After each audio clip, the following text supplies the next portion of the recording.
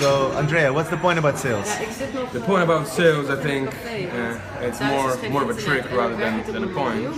It's trying not to sell something to somebody, but it's trying to let them understand you're actually sharing something with them.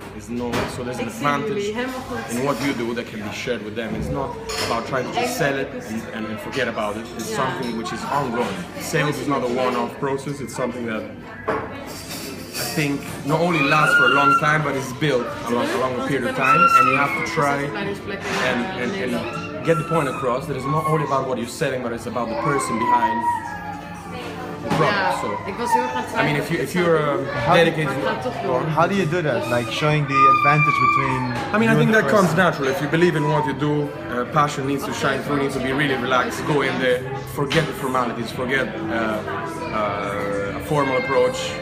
And just go there and try to connect with the person, try to understand what exactly it is they're looking for, and understand their story, and then relate to it, and see if it actually, what you're trying to give to them actually fits in their process of work, in their life, I mean, and what they're doing. So it's really interpretation. Sales is really interpreting the person you have in front of you, and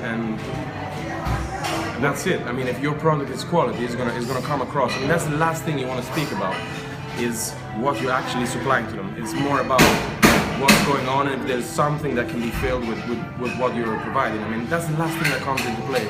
Understanding people's thoughts. Everybody's a different place in time in what they do, so it's just about seeing if you can sink into their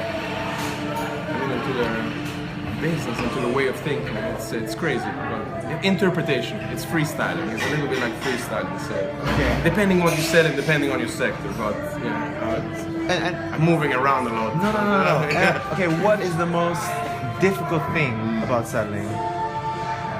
What's the thing that's like, it's a real ball breaker, it's just the thing which is tough, you know? It's the...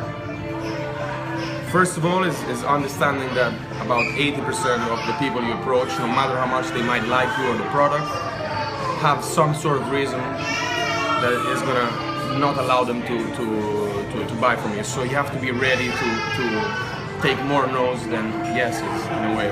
So once you build that kind of tough skin, you kind of just go on and you start to develop a feel. You have to do a lot. You have to speak to many people and try to be as honest as possible. And the more you do, the more it's going to come natural, and the more you're going to become great at recognizing people, opportunities in certain situations. You're gonna have a feel for it. So it's not always obvious. Sometimes you walk in and you realize there's not much to it, but you're there anyway, so you have to go through it. So that's kind of a bit of a problem. Sometimes most of the people are not really interested, or they just cannot be interested in what you do.